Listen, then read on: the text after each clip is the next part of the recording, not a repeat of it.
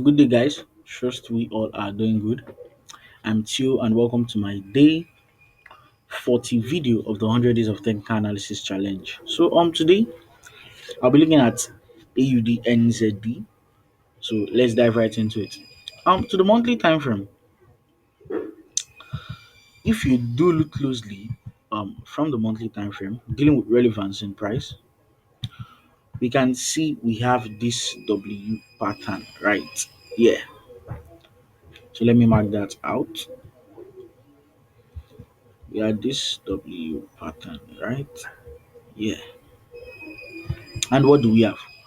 We can see the net line has been broken. So in all my videos, I try as much as possible to explain the concept behind M and W patterns. So we know that if a W pattern forms, there would be a retest back to the net line before price projects to the upside. And the same concept applies to an M pattern. If the M pattern does form, price will come back to the net line before we see price project in its expected direction. So the same thing here again. I'll just flip to a line chart and try as much as possible to mark out the significant area where my net line is. So this is my net line. Now I can flip back to a candlestick chart and go down to a smaller time frame. Now on the smaller time frame, we can see how well this is a significant area of structure. So I can get my box tool and just mark it out.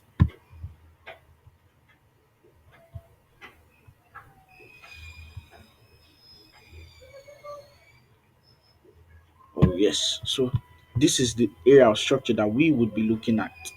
Now, also, if you look closely on the weekly time frame, we can see we have this overextended W pattern right here.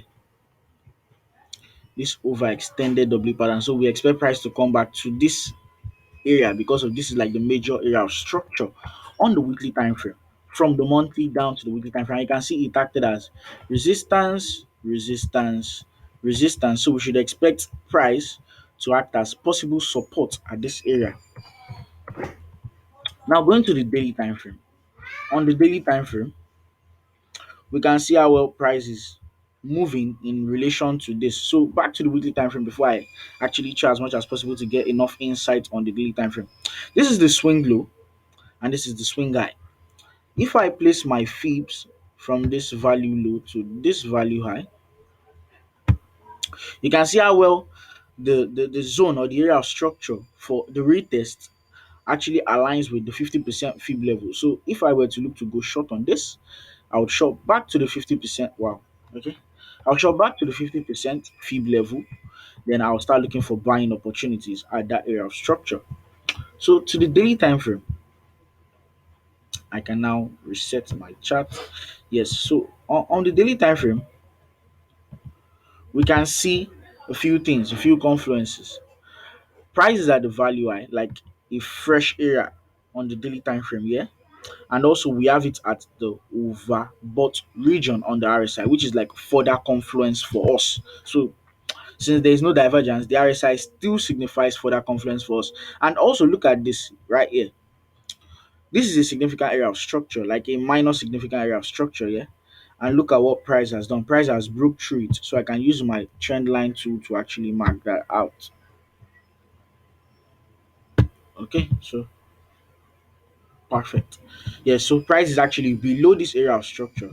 So this is what I can literally expect price to do on this instrument, which is a short to the downside or a movement to the downside. So back down.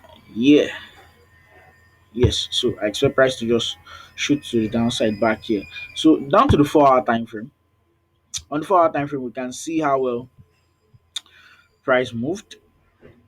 This is some form of triangle right here.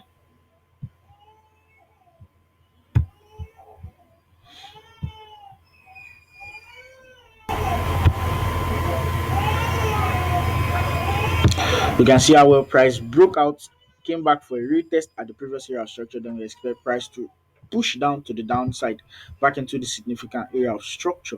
So on my bias is actually to go short on AUDNZD. And also this is like the swing guy here.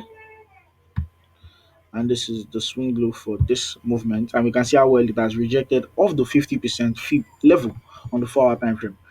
Now to the 1 hour time frame. On the 1 hour time frame, we can see an impulse to the downside, a correction, an impulse, and we are in a corrective phase currently on the 1 hour time frame. So what I'll be expecting is a break of this counter trend line in price. Then I can actually see forth if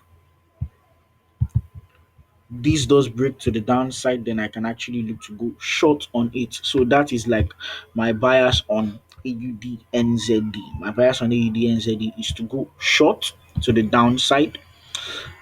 So if you do have any bias like in alignment or against my bias on AUD NZD, please do drop it in the comments down below. I would love to hear it. And also please do like and follow. Thank you.